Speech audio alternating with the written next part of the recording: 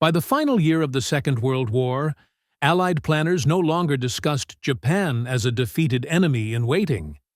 In internal memoranda, intelligence assessments, and post-war planning drafts, Japan was framed as something more enduring and more troubling. It was treated as a permanent problem.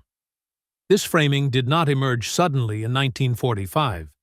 It developed gradually as Allied governments reassessed what the Pacific War had revealed about Japanese power, ideology, and social organization. Victory, they concluded, would not neutralize the forces that had produced the war. At best, it would expose them. From the Allied perspective, Japan's danger was not limited to militarism or leadership alone. It was structural. The concern extended beyond generals and admirals to the political culture, industrial organization, and social hierarchy that had mobilized an entire society for total war. Early in the conflict, Allied rhetoric distinguished between the Japanese people and the Japanese state. By 1944, that distinction had narrowed considerably in planning documents. Analysts increasingly argued that Japan's capacity for aggressive war was embedded in institutions that could not be dismantled by surrender alone. This belief shaped the tone of post-war discussion. Japan was not to be defeated and left. It was to be supervised, reshaped, and controlled, potentially for an extended period. In some drafts, indefinitely. The comparison that haunted Allied planners was the failure of earlier settlements. In Europe, Germany's defeat in 1918 had not prevented rearmament. In Asia, Japan's victory in 1905 and its expansion in the 1930s were seen as part of the same pattern. A state that absorbed lessons of restraint only temporarily, then re-emerged with greater force. Planners were determined not to repeat that mistake. What made Japan particularly alarming was the scale of social mobilization it had achieved. Allied intelligence emphasized the depth of civilian participation in the war effort. Industry, education, labor, and culture had been aligned toward militarized goals. Resistance to surrender was expected not just from the armed forces, but from society itself. This expectation drove a key conclusion. Japan could not be stabilized through minimal intervention. Occupation, if it came, would need to reach deeply into political and economic life. Superficial reform would be insufficient. The institutions that had sustained expansion would have to be dismantled or permanently constrained. This logic did not depend on the identity of Japan's leaders. Even before debates about the emperor reached their peak, planners were already questioning whether any Japanese government could be trusted with full sovereignty in the foreseeable future. The word trust appears repeatedly in internal assessments, and almost always in the negative. Allied officials did not assume that Japan, once defeated, would naturally align with post-war norms. They assumed the opposite, that without sustained oversight, the same dynamics that produced imperial expansion would reassert themselves. This assumption framed Japan as a long-term security challenge rather than a short-term military opponent. As a result, post-war planning for Japan began to resemble colonial administration more than traditional occupation. Some drafts explicitly discussed trusteeship-style governance. Others proposed multinational oversight bodies with veto authority over Japanese decisions. Several outlined phased restoration of autonomy contingent on behavior that could be monitored and judged externally. What is striking is how little confidence planners expressed in fixed timelines. Unlike public statements that spoke of reform and democratization, internal documents often avoided specifying when Japan would be considered ready. Readiness was defined vaguely, tied to cultural transformation rather than measurable benchmarks. This vagueness preserved discretion and control. Economic considerations reinforced this view. Japan's industrial capacity had proven formidable even under blockade. Shipyards, steel production, and complex supply networks had sustained a prolonged war across vast distances. Allied planners identified these capabilities as latent military infrastructure. Allowing them to recover unchecked was viewed as dangerous. As with Germany, deindustrialization was not a fringe idea. It was discussed seriously. Some planners argued that Japan should be reduced to a light industrial economy incapable of sustaining large-scale military production. Others proposed breaking up industrial conglomerates that had supported the war effort. Still others suggested strict production ceilings enforced by occupation authorities. These proposals reflected a belief that economic autonomy equaled strategic risk. The geographic factor intensified this concern. Japan's insular position had not limited its reach. It had encouraged naval expansion. Control of shipping lanes, ports, and industrial centers was therefore treated as a security imperative, not merely an administrative task. Occupation planning assumed that Japan's external relations would need to be tightly regulated. Trade, rearmament, and foreign policy were all identified as domains requiring oversight well beyond the moment of surrender. Underlying all of this was a deeper fear that Japanese nationalism could survive defeat intact. Allied analysts worried that surrender might be interpreted domestically not as repudiation of militarism, but as a temporary setback, that myths of sacrifice and endurance could be repurposed to justify future resurgence. That without deliberate intervention, the ideological foundations of expansion would persist. This fear explains why Japan was increasingly discussed as a problem of governance rather than punishment. Punishment could satisfy vengeance. Governance could prevent recurrence. By late 1944, this mindset had become dominant in Allied planning circles. Japan's future was no longer framed as a return to normalcy. It was framed as a managed transformation whose duration could not be predicted. Importantly, these discussions unfolded before Japan surrendered. They were not reactions to post-war chaos. They were anticipatory designs.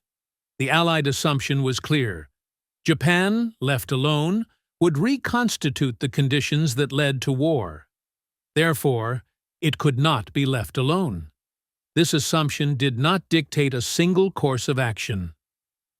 It opened a range of possibilities, from harsh economic dismantling to prolonged political supervision. What united these possibilities was their rejection of rapid restoration of sovereignty.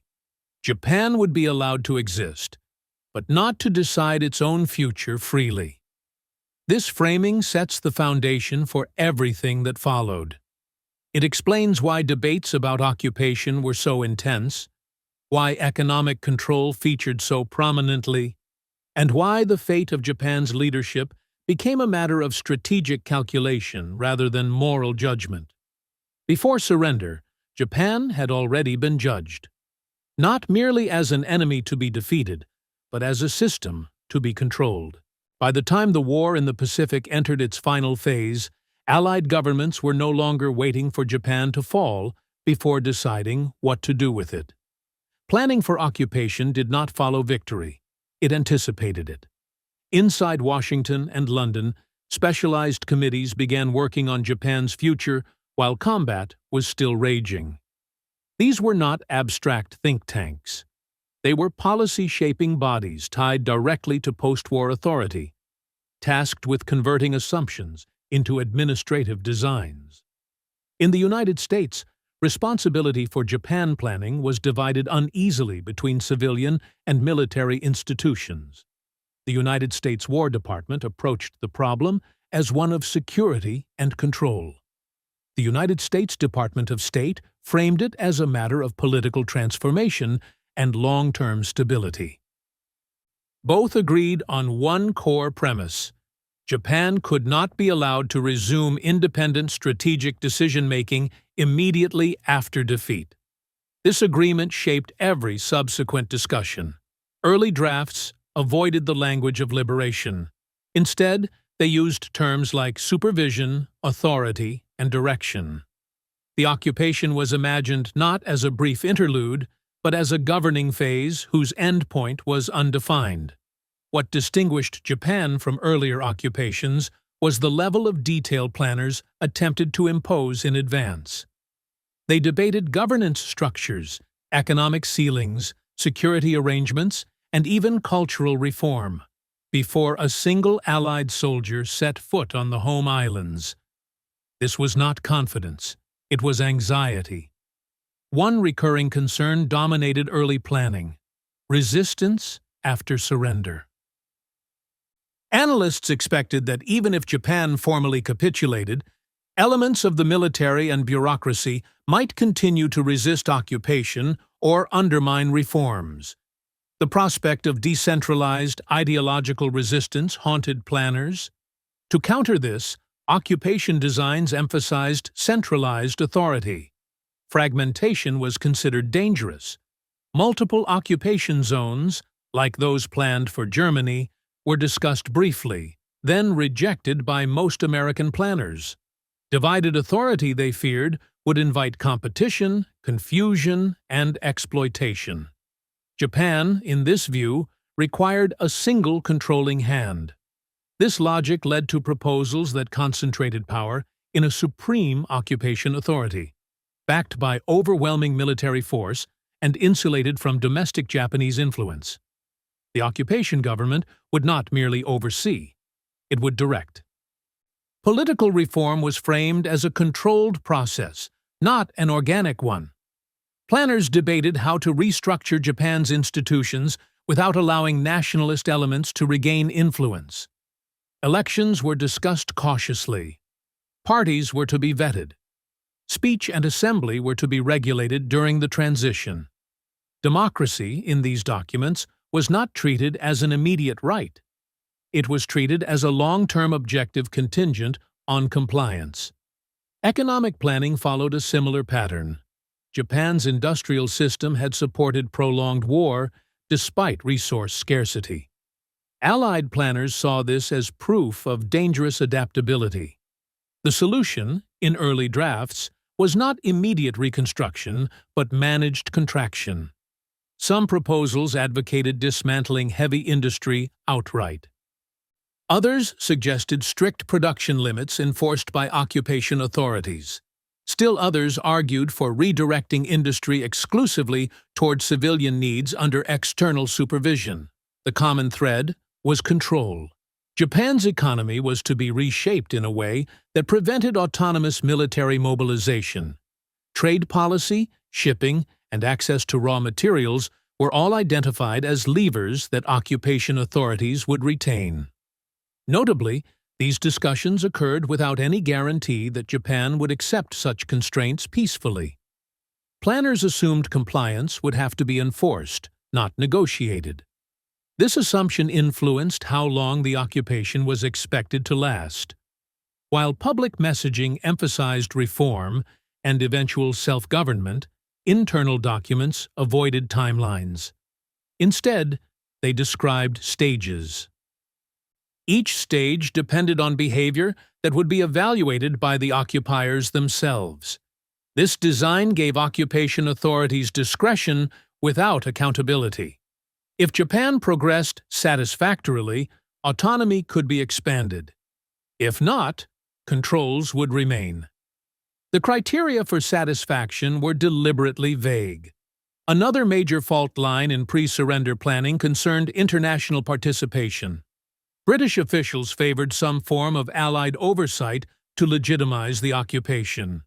American planners increasingly resisted this idea. They feared that multinational administration would dilute authority and slow reform. They also worried about conflicting priorities, particularly regarding the Soviet Union. The question of Soviet involvement loomed large even before the war ended. Some early drafts contemplated limited Allied participation. Others quietly assumed an American-led occupation with minimal external interference.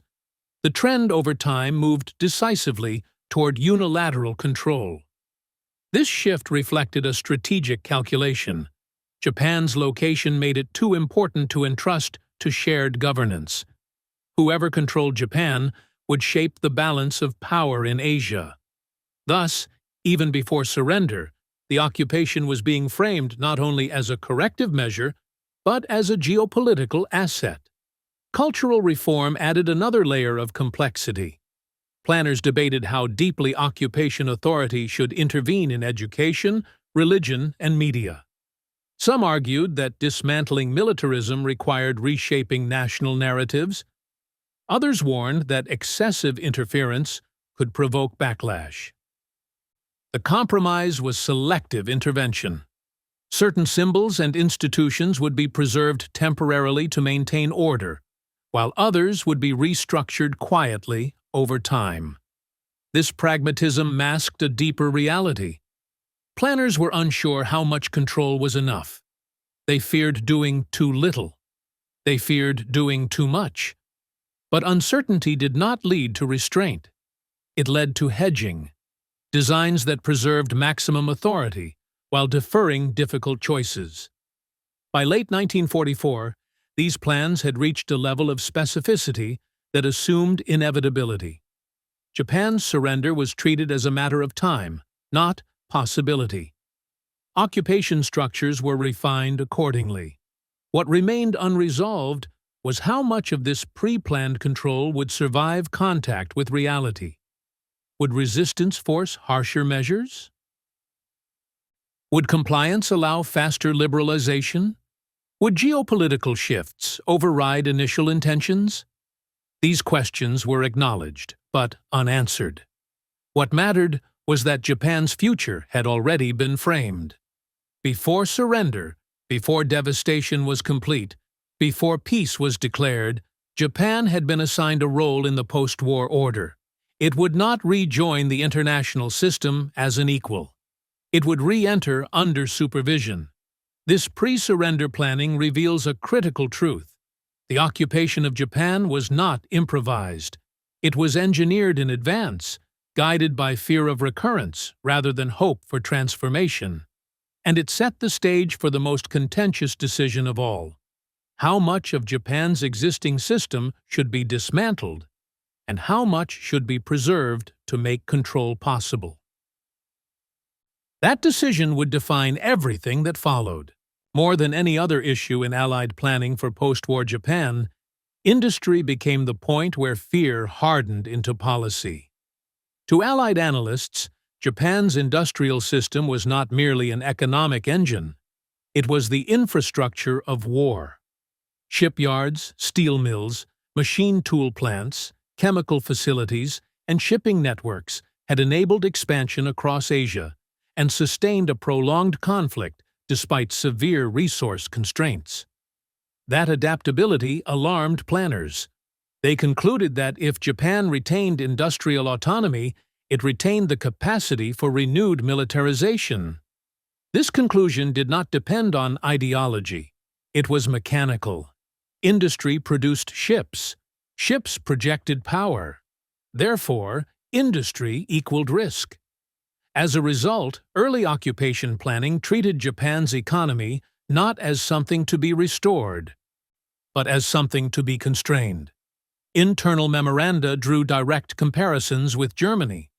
In both cases, planners argued that industrial capacity had translated too easily into military strength.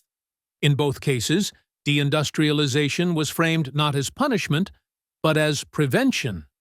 For Japan, the logic was even more severe. Unlike Germany, Japan lacked domestic raw materials. Its industrial survival depended on trade, shipping, and access to external resources. Allied planners identified this dependence as leverage: control trade, and you control industry; control industry, and you control the state. Early proposals reflected this thinking bluntly. Some drafts recommended dismantling heavy industry entirely, reducing Japan to a light industrial, consumer-oriented economy incapable of supporting naval or air power. Others proposed permanent caps on steel production, shipbuilding, and chemical output, enforced by occupation authorities. A few went further, arguing that Japan should never again be permitted to operate a modern industrial economy at all. These ideas were not fringe. They circulated within serious planning bodies. They were debated in terms of feasibility, enforcement, and consequence. What restrained them initially was not moral concern, but uncertainty. Planners questioned whether Japan could survive economically under such restrictions without widespread instability. Famine, unemployment, and social collapse were real risks. An economy stripped of productive capacity might become ungovernable. This tension between security and stability defined the industrial debate. To resolve it, planners focused on structure rather than scale. Instead of eliminating industry wholesale, they targeted organization. Japan's industrial system was dominated by large conglomerates known as zaibatsu. These entities integrated banking, manufacturing, shipping, and trade under centralized control. To Allied eyes, they resembled militarized economies in corporate form. Breaking the zaibatsu became a priority. Occupation planners argued that dispersing industrial ownership would reduce the ability to mobilize resources for war. Decentralization was framed as democratization. In practice, it was also a security measure. Proposals included dissolving holding companies, separating banks from manufacturers, and restricting cross-ownership. The goal was to fragment economic power without collapsing output entirely. Yet even here, caution intruded. Some planners warned that dismantling the zaibatsu too aggressively could cripple recovery.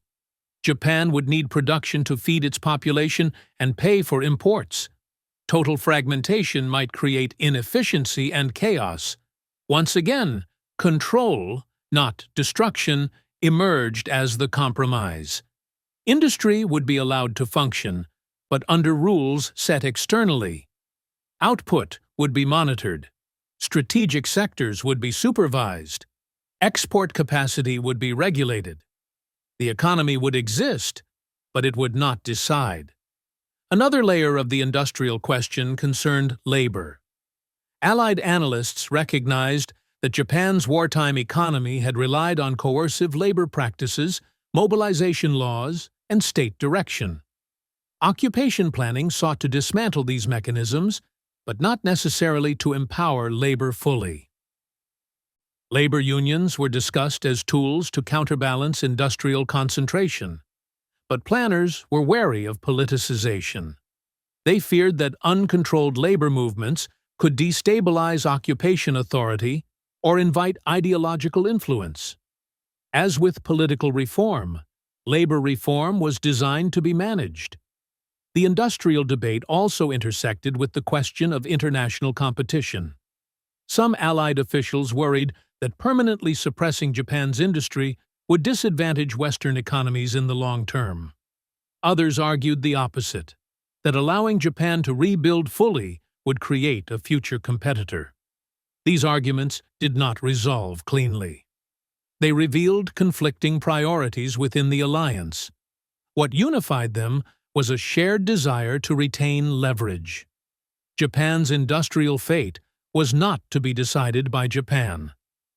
It would be decided by occupation authorities, adjusted over time in response to behavior and geopolitical conditions. This is where the industrial question became inseparable from global strategy.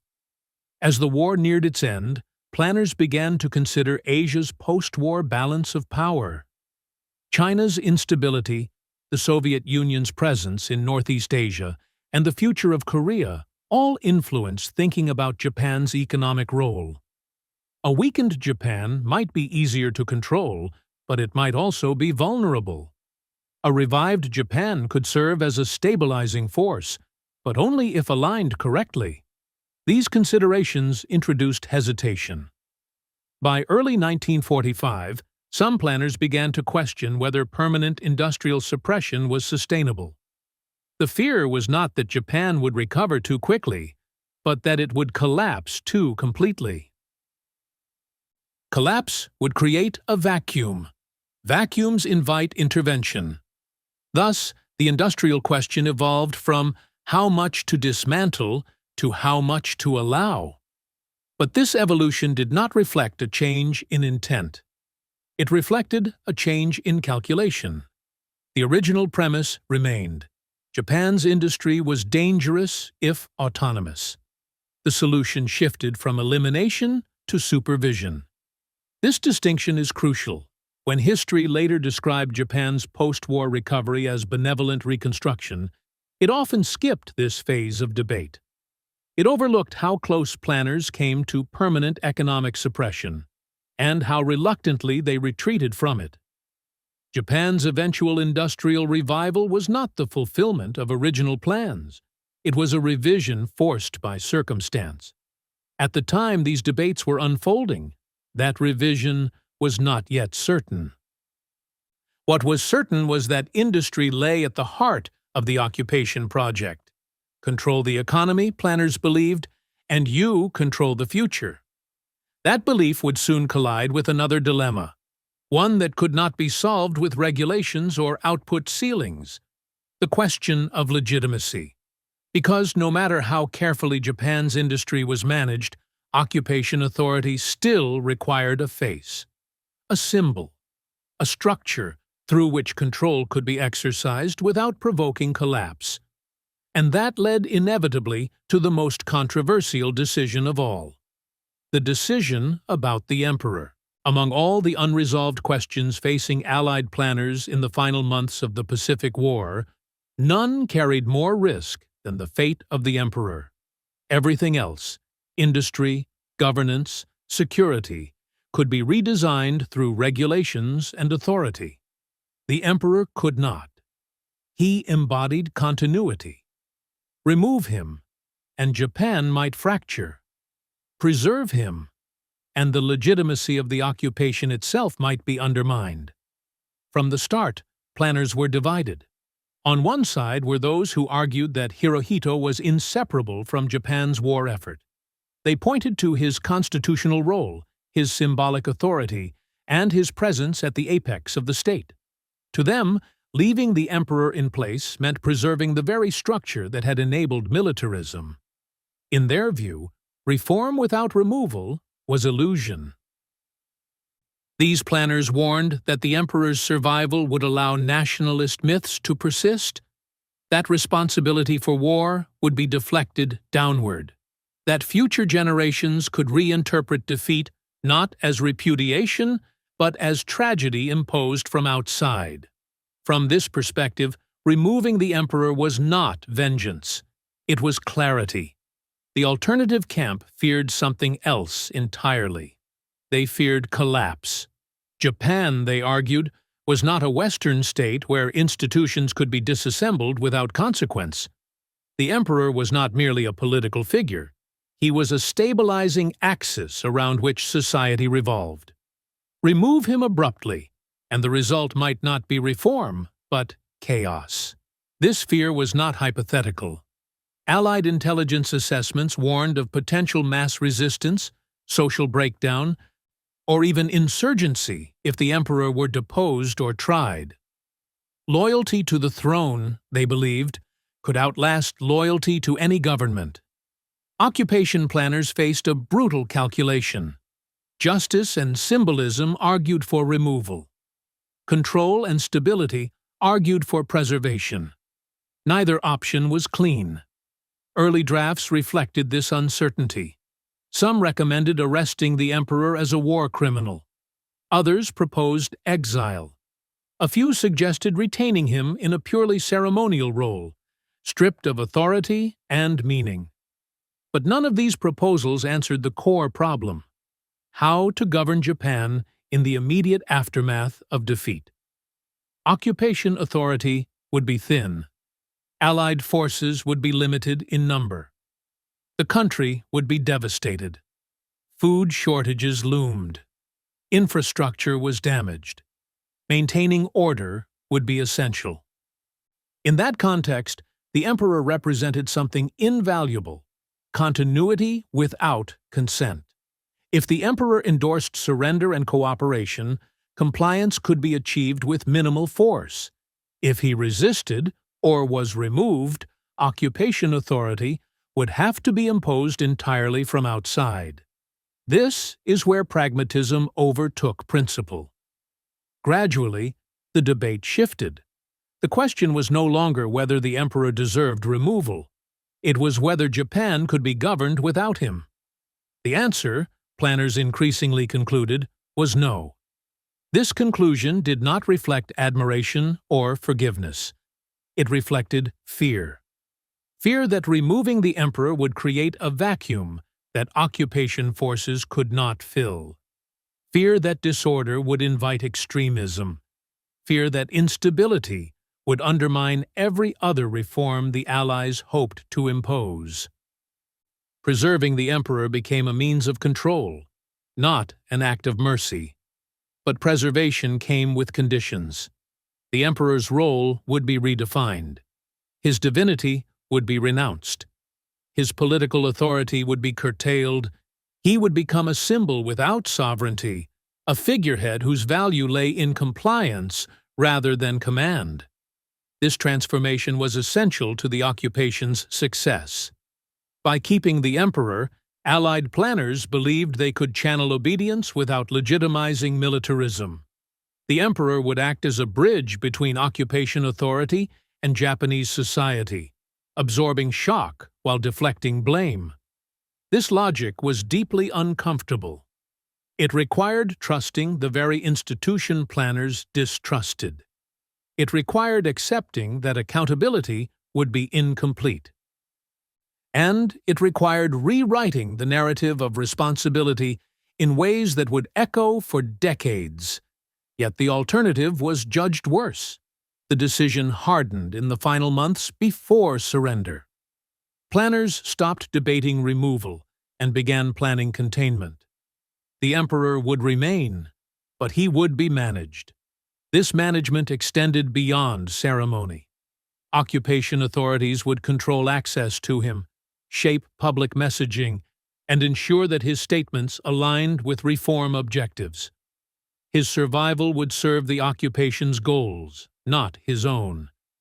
In this sense, the emperor was neither absolved nor empowered. He was instrumentalized. This decision reveals a crucial truth about Allied intentions. The occupation of Japan was never purely about moral reckoning.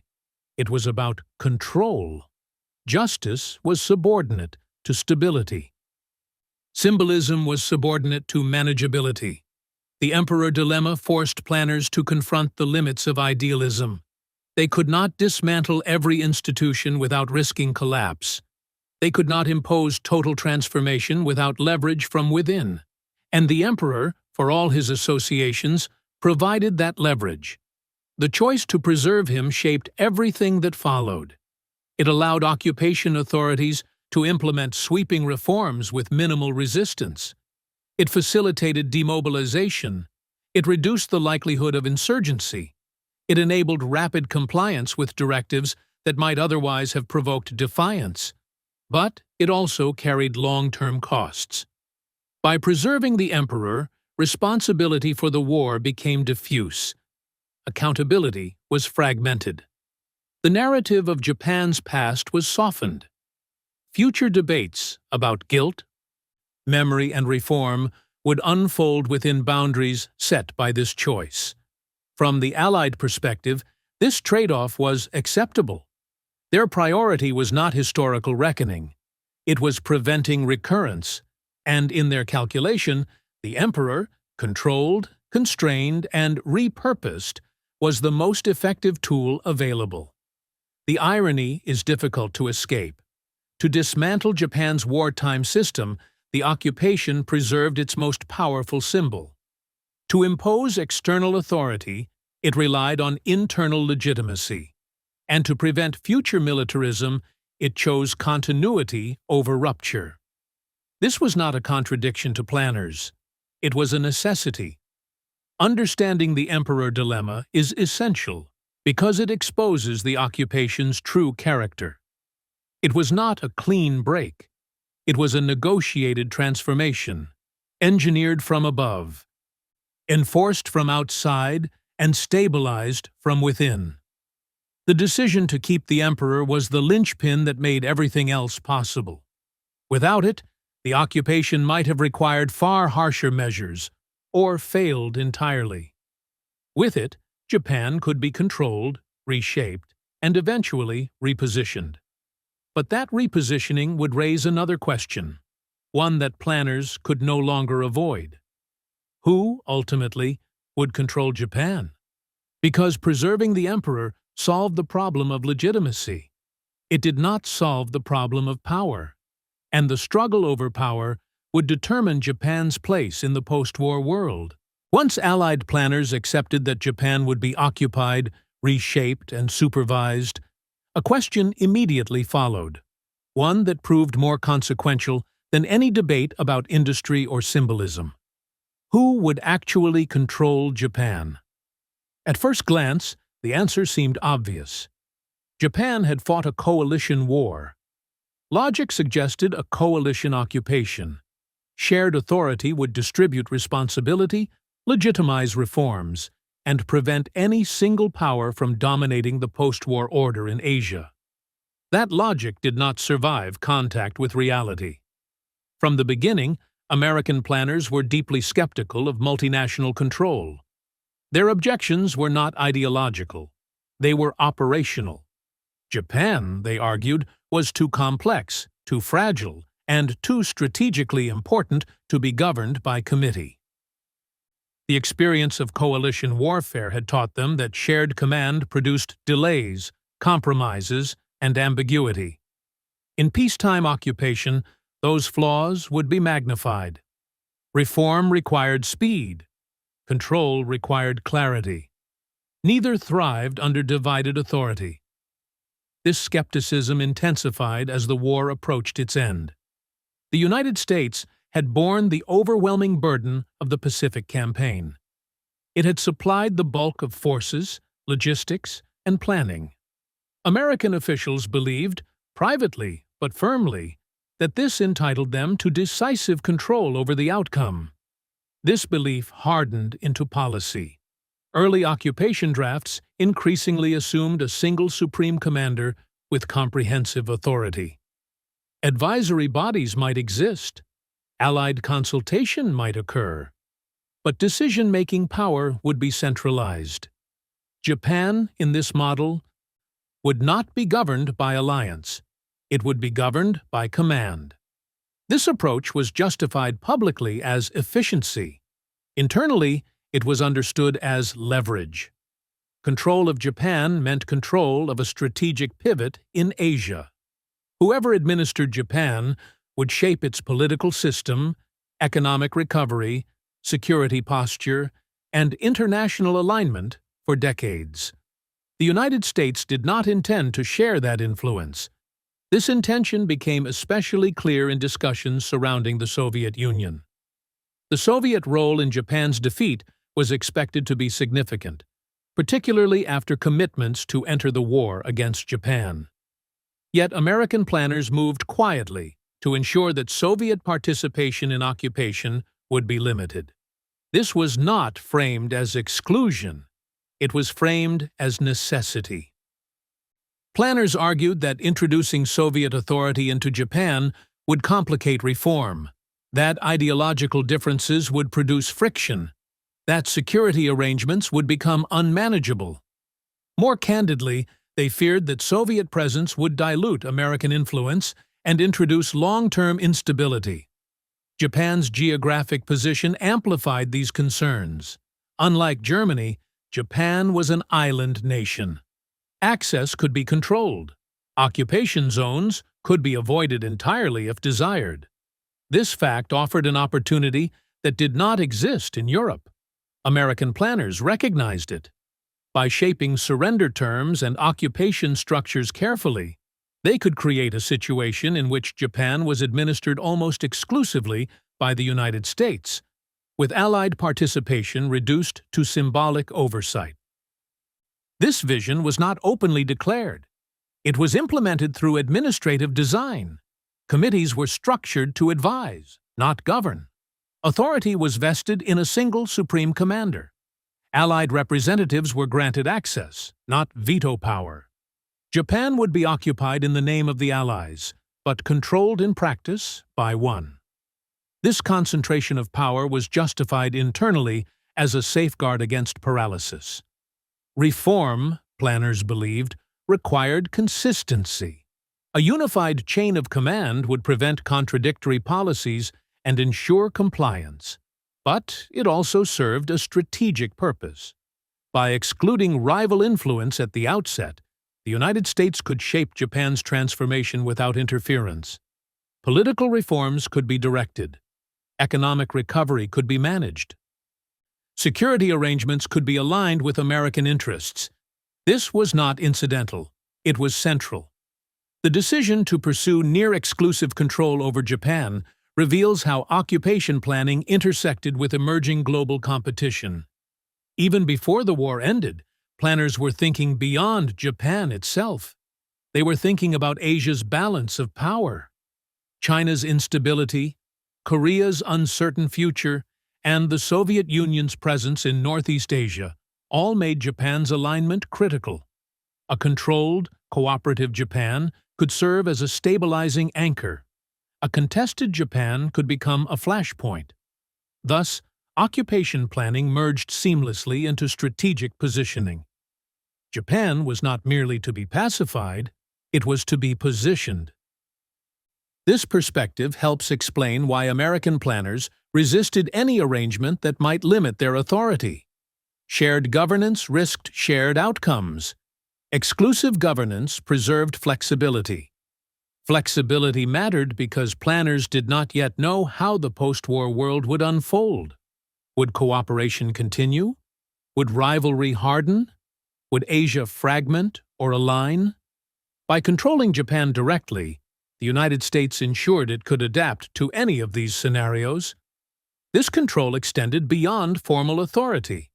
It shaped how reforms were implemented, which institutions were prioritized, and which narratives were encouraged. Political parties were legalized, but monitored. Labor movements were permitted, but constrained.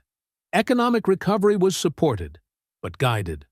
All of this required a central authority capable of acting decisively. From the perspective of American planners, multinational occupation threatened that decisiveness. The contrast with Europe was instructive. In Germany, geography and alliance politics made shared occupation unavoidable. In Japan, it was optional. American planners chose to avoid it. This choice had profound implications. Japan emerged from occupation not as a neutralized state under collective supervision, but as a country whose post-war identity had been shaped almost entirely by one power. Its institutions, constitution, and security arrangements reflected that influence. This outcome was not accidental. It was engineered. The irony is that this concentration of control contradicted some of the rhetoric used to justify occupation. Public statements emphasized democratization, cooperation, and international responsibility. Internal designs prioritized authority, coherence, and strategic advantage. The gap between rhetoric and reality was not a failure. It was a feature. By presenting occupation as an Allied effort while administering it unilaterally, the United States minimized opposition while maximizing influence. This strategy succeeded, but it also narrowed the range of acceptable outcomes. Japan's post-war path would be shaped within boundaries set early and firmly. Alternatives that might have emerged under shared governance never materialized. The decision about who would control Japan thus determined not only the occupation's mechanics, but its legacy. Japan would not become a neutral buffer. It would not become a contested zone. It would become a managed ally, reshaped under supervision, then released under conditions favorable to its controller. That release, however, was not part of the original plan. Just as with Germany, planners initially envisioned prolonged supervision. The expectation was not quick autonomy, but sustained oversight. What changed was not the desire for control. What changed was the world around Japan. Because as occupation plans solidified, new pressures emerged, pressures that would force a dramatic reassessment of how long control could be maintained and to what end. The logic of permanent supervision would soon collide with the logic of global competition. And when it did, Japan's role would be transformed. By the time occupation authority in Japan was fully established, the logic that had driven Allied planning for years was already beginning to fracture. The assumption of permanent or near-permanent supervision collided with a rapidly changing world, one that made rigid control not just impractical, but dangerous. The shift did not begin with idealism. It began with fear. As early as late 1945, American policymakers started reassessing Japan not only as a defeated enemy, but as a strategic variable in a larger contest that was emerging faster than expected. The war had ended. The alliance that won it was already dissolving. The central question quietly changed. Japan was no longer asked to answer only for its past. It was being evaluated for its future utility. This recalculation was driven by developments far beyond the Japanese home islands. Across Asia, the post-war environment was destabilizing at an alarming pace. Colonial systems were collapsing. Civil wars were igniting. Political vacuums were forming faster than any power could fill them deliberately. China was the most immediate concern. Its internal conflict threatened to redraw the balance of power in East Asia. Korea's future was uncertain. Southeast Asia was volatile. And the Soviet Union, newly entrenched in Northeast Asia, represented a presence that American planners could not ignore. In this environment, the original premise of Japan as a permanently suppressed state began to look less like a safeguard and more like a liability. A weak, economically constrained Japan might be easier to control, but it would also be vulnerable. Vulnerable to instability, vulnerable to radicalization, vulnerable to external influence. Planners began to ask an uncomfortable question. If Japan remained poor, dependent, and politically fragile, who would benefit? The answer was not reassuring. A Japan unable to sustain itself would require continuous external support. That support would come at significant cost. More importantly, it would tie occupation authority to indefinite responsibility for a population whose needs could not be met under existing restrictions. This risk was not theoretical. Occupation reports began warning of food shortages, economic stagnation, and social strain. A controlled but impoverished Japan could become ungovernable. Disorder might not produce compliance. It might produce resistance. At the same time, geopolitical calculations were accelerating. The Soviet Union's posture in Asia sharpened American concern. The possibility that instability in Japan could create openings for external influence, even indirectly, forced a reconsideration of long-term suppression. Control without resilience was no longer sufficient. Japan, planners realized, had to be stable, and stability required economic recovery. This realization marked a decisive break from earlier thinking. Where planners had once focused on preventing recovery to avoid future militarization, they now began to see recovery as essential to preventing chaos. The logic inverted. Economic strength, once viewed as a threat, became a tool. A functioning economy would reduce unrest. Employment would undercut extremism. Trade would bind Japan to external systems aligned with American interests. Recovery, carefully managed, could serve control better than suppression ever could. This shift did not happen overnight. It unfolded through incremental revisions to policy. Production limits were relaxed. Industrial dismantling slowed, then stopped. Emphasis moved from restriction to restructuring. The goal became not to eliminate capacity, but to redirect it. Heavy industry was no longer discussed solely as a risk. It was discussed as potential leverage. This was a strategic pivot, not a moral one.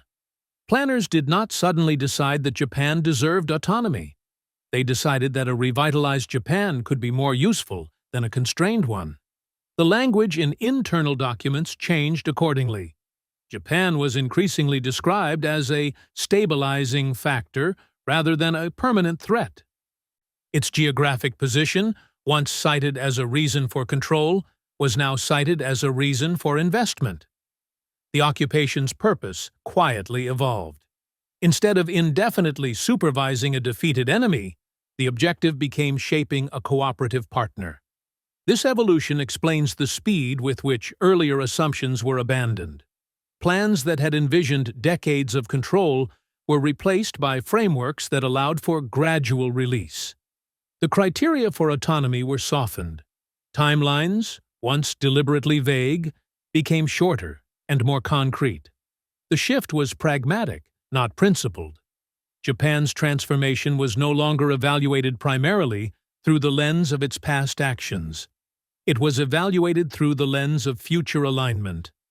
This recalculation also explains why certain reforms were accelerated, while others were frozen.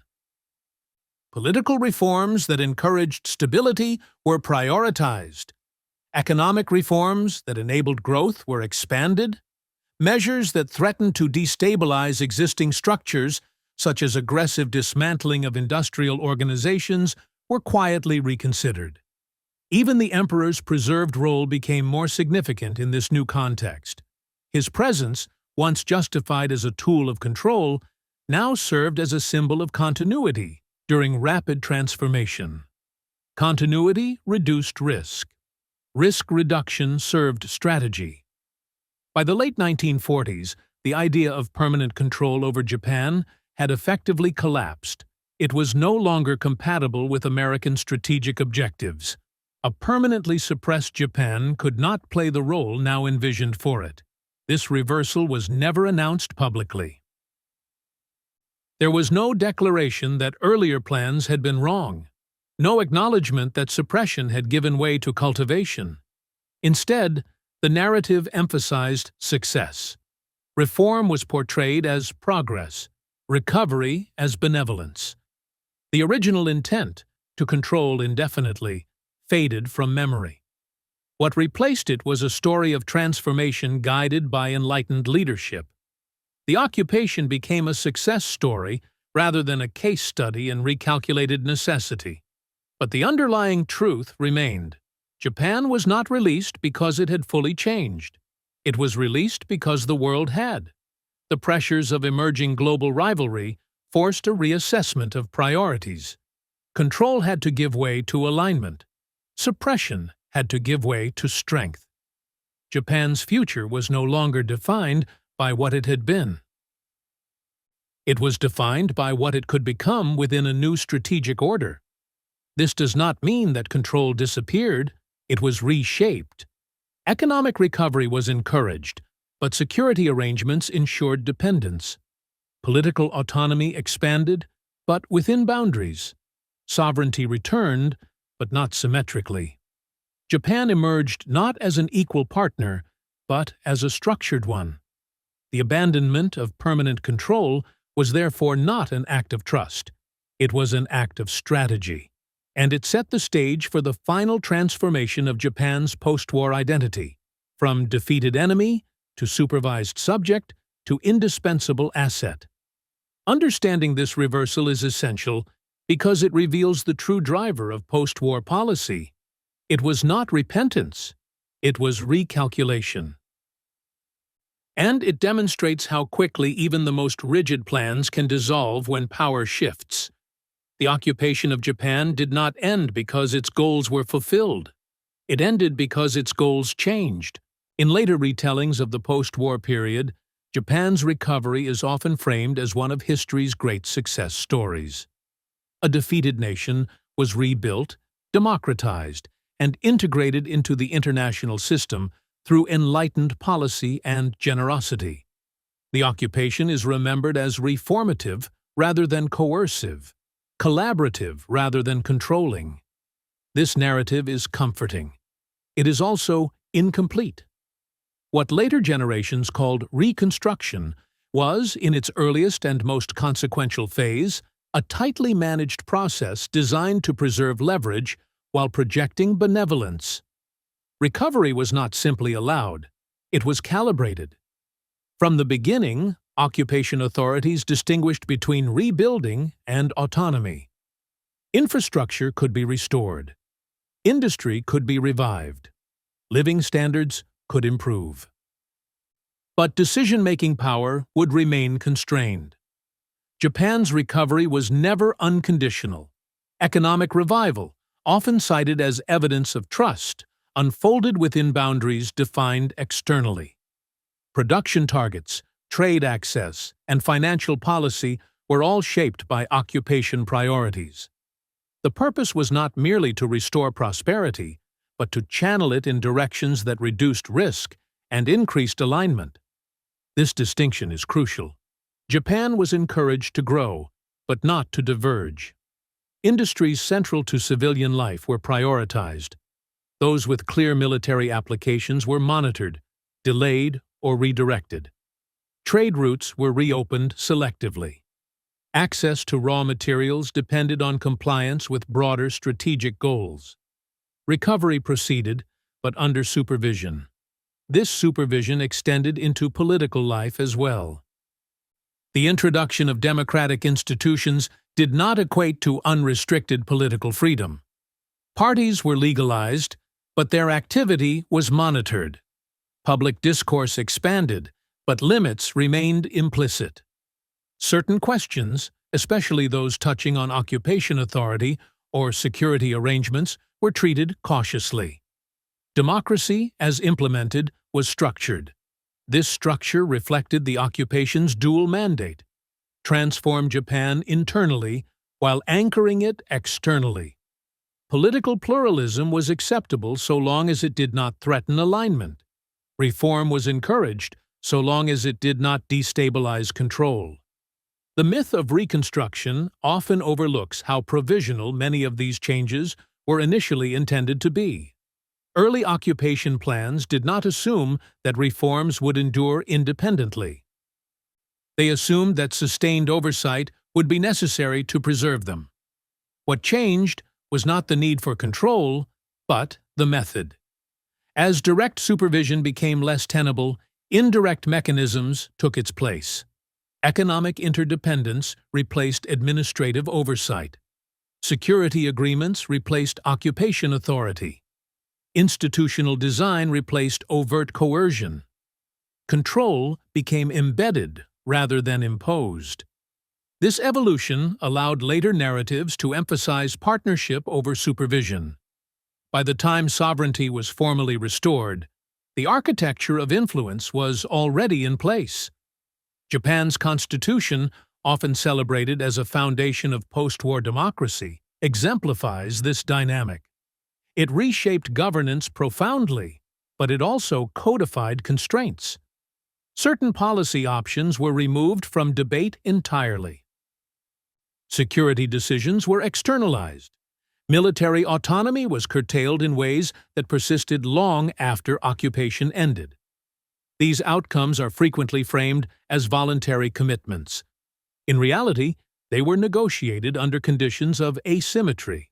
Similarly, economic reforms that dismantled wartime structures were presented as liberation from militarism. They were also instruments to reshape power distribution in ways favorable to the occupiers' long-term interests. This does not diminish their positive effects. It contextualizes them. Japan's recovery succeeded in part because it was managed.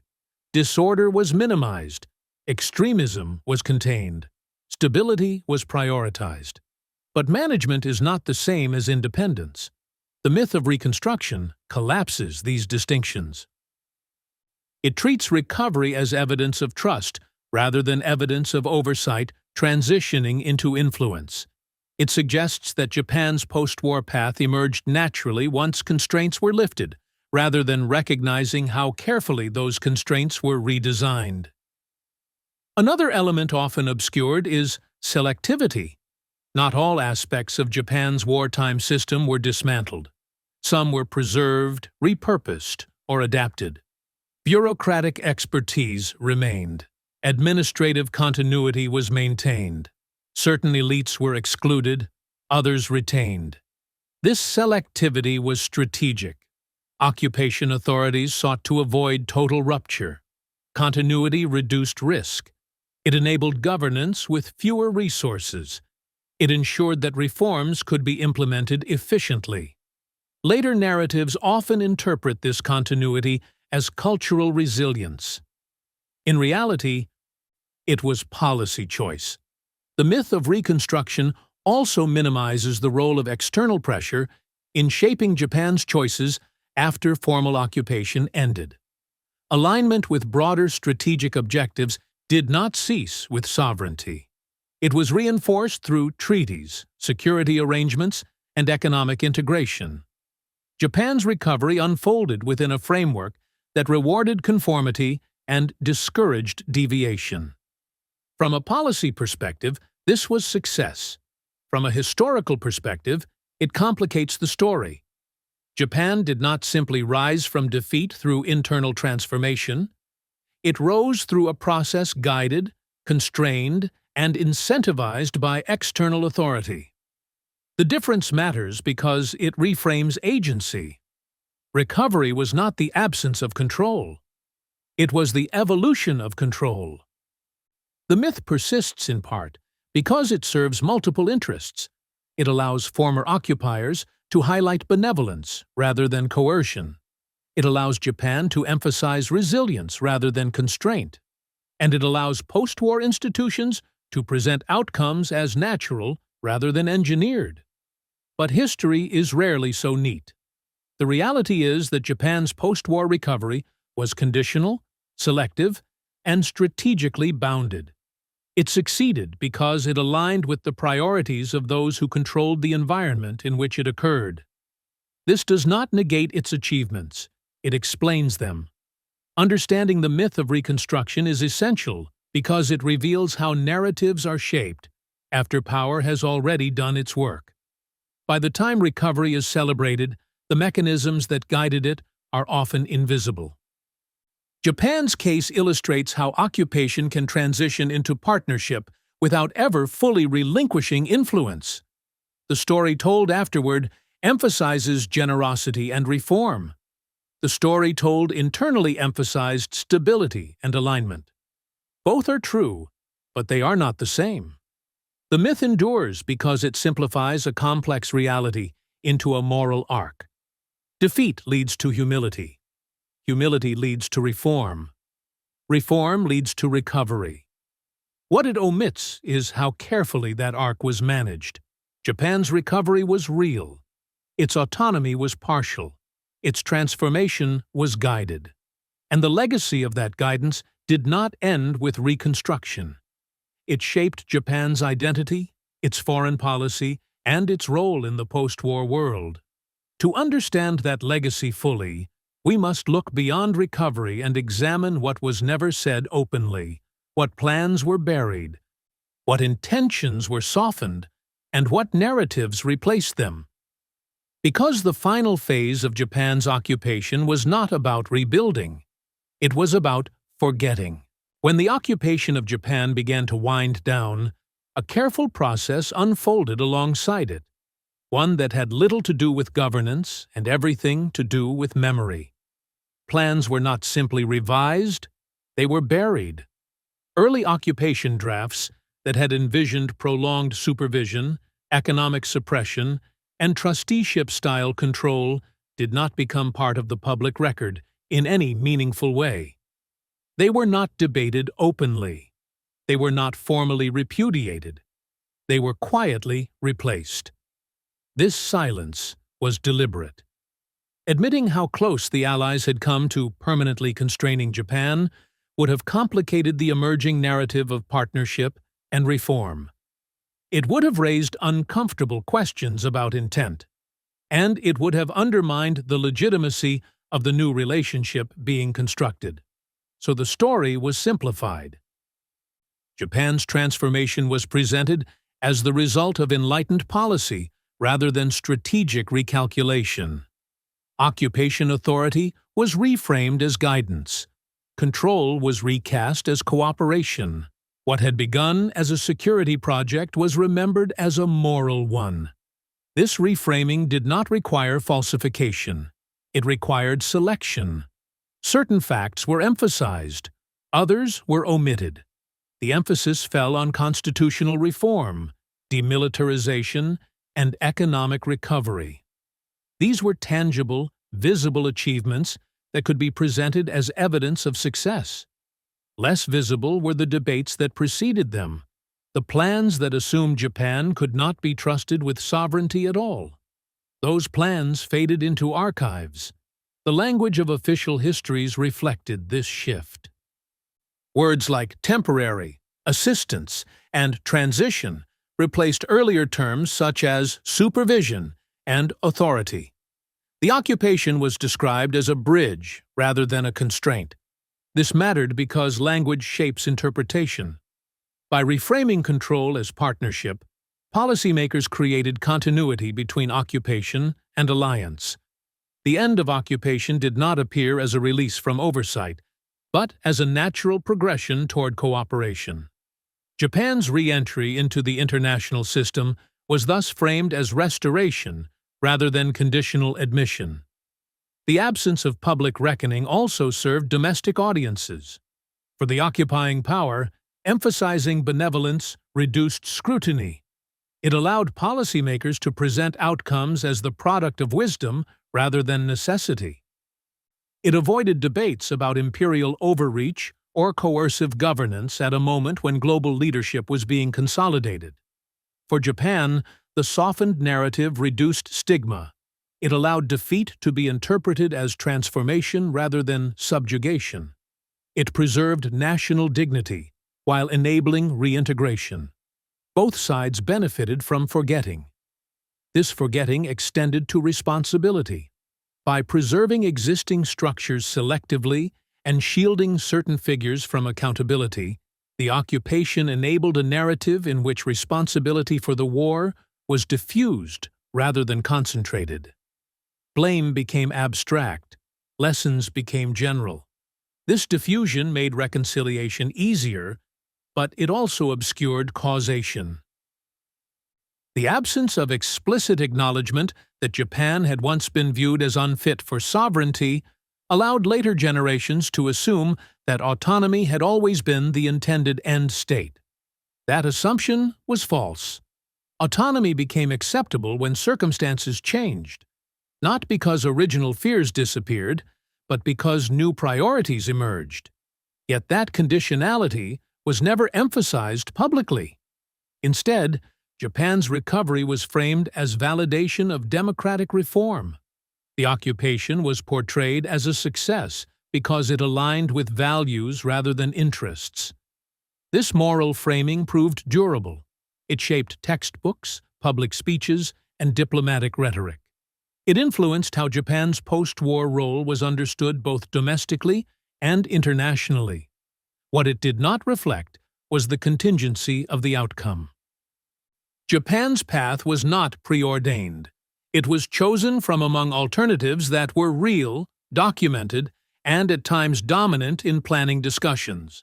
Those alternatives included long-term economic suppression, extended political supervision, and restricted sovereignty. They were set aside not because they were unjust, but because they became impractical. That distinction rarely appears in public memory. The process of forgetting was facilitated by success. As Japan stabilized and prospered, earlier anxieties appeared overblown in retrospect. The fact that catastrophe had been avoided was taken as proof that catastrophe had never been seriously contemplated. This is a common illusion in history.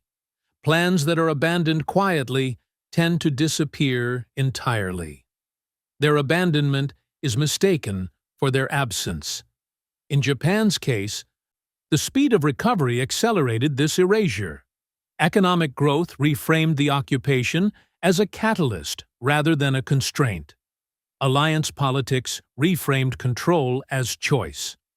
By the time Japan emerged as a key partner, the idea that it had once been considered a permanent risk felt implausible, even offensive. Yet the documents remain. They reveal a period when Japan's future was undecided, when sovereignty was conditional, and when occupation authority was imagined as enduring. They show planners grappling with fear rather than faith, and designing systems of control rather than trust. What was never said publicly was not that Japan changed. It was that the world changed faster than the plans did. The occupation's original logic collapsed under geopolitical pressure. The narrative adapted accordingly. This adaptation required amnesia.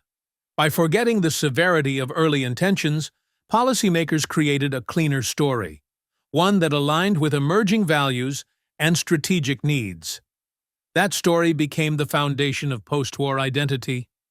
Japan was no longer a problem to be managed. It was a success to be celebrated. But success did not erase origin.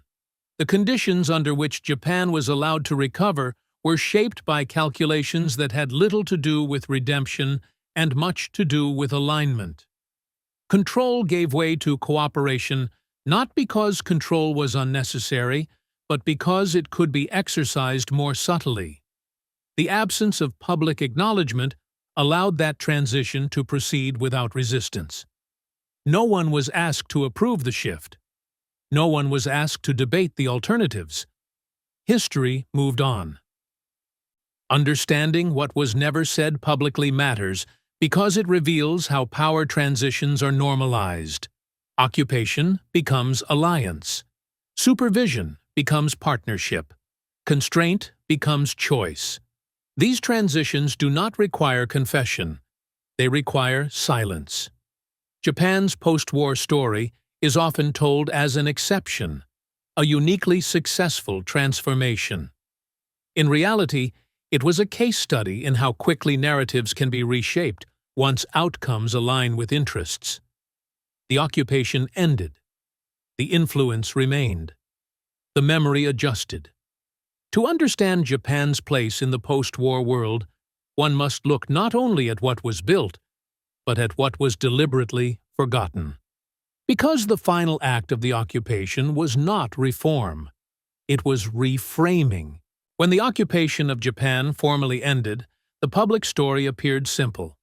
A defeated nation had been reformed, restored, and released back into the international system. Sovereignty returned. Democracy endured. Partnership replaced control. That story is tidy. It is also misleading. Japan's post-war outcome was not the fulfillment of the occupation's original intent. It was the abandonment of that intent under pressure. From the beginning, Allied planners did not assume Japan would be trusted with its own future. They assumed the opposite. Japan was treated as a structural risk, an industrial, ideological, and geopolitical problem that required long-term supervision. Occupation was not conceived as a bridge. It was conceived as a solution. What changed was not Japan's past, but the world around it. As global conditions shifted, the logic of permanent control became unsustainable. Suppression created instability. Instability created opportunity for others. And opportunity, in a rapidly hardening international environment, was unacceptable. Japan's role was recalculated. A weak Japan was no longer safe. A controlled Japan was no longer sufficient. A strong, aligned Japan became necessary. This recalculation explains the speed and decisiveness of the pivot. Early plans were not debated away. They were overridden. The occupation's purpose evolved from preventing resurgence to enabling utility. Japan did not earn release through transformation alone. It was released because its continued subordination no longer served the interests of those who controlled it. This distinction matters. It reframes Japan's post-war recovery not as a moral arc, but as a strategic outcome. Reform succeeded because it aligned with recalculated priorities. Recovery was encouraged because it produced stability. Sovereignty returned because influence no longer required direct authority. Control did not vanish. It changed form. Administrative supervision gave way to institutional design. Economic constraint gave way to economic integration. Political oversight gave way to security dependency. These shifts allowed the occupation to end without truly ending influence. Japan emerged sovereign, but not unconditioned. Its constitution limited certain choices permanently. Its security posture embedded reliance. Its economic recovery was integrated into external systems that rewarded alignment. None of this required coercion once the architecture was in place. This is why the occupation is often remembered as benevolent. Its later phase relied on incentives rather than force. But incentives work only when alternatives are constrained. Japan's alternatives were constrained early and deliberately. The occupation's success story is therefore incomplete without its prehistory. Without acknowledging how close planners came to permanent control, it is easy to misinterpret the outcome as inevitable. It was not. Japan could have remained suppressed. It could have been administered indefinitely. It could have been fragmented economically. These paths were not fantasies. They were drafted, debated, and prepared. They were abandoned not because they were unjust, but because they became counterproductive. That is the central lesson. Post-war outcomes are not determined by ideals alone. They are shaped by fear, leverage, and timing. Japan's transformation reflects not just what the Allies wanted in 1945, but what they needed by 1947. The difference between those moments changed everything. Understanding this does not diminish Japan's achievements. It clarifies their context. It explains why recovery took the form it did, why certain reforms endured, and why others were never attempted. It also explains why Japan's post-war identity feels both autonomous and constrained, confident and dependent, democratic and bounded. These are not contradictions. They are the legacy of a managed release. Japan was not liberated from control. It was repositioned within it. The occupation did not end because trust was complete. It ended because trust was no longer required. Influence had become self-sustaining. This is why the early plans disappeared from public memory. Acknowledging them would complicate the narrative of partnership. It would reveal that benevolence followed calculation, not the other way around. History often prefers clean endings. Reality rarely provides them. Japan's post-war story is not one of simple redemption. It is a case study in how power adapts, how control can be exercised, withdrawn, and preserved simultaneously. The occupation ended. The alignment remained. And the decisions that shaped that outcome were made long before surrender, by planners who assumed Japan would never again be allowed to decide its own fate freely. They were wrong about permanence. They were not wrong about control. If you want the classified version of World War II, the plans written before surrender, the decisions made before history was cleaned up, subscribe to WW2 Declassified. This channel exists to document what was decided behind closed doors. And if you want to support this work directly, you can do that on Patreon. Your support helps keep these long-form investigations independent, document-driven, and free from algorithm-friendly shortcuts. The link is in the description.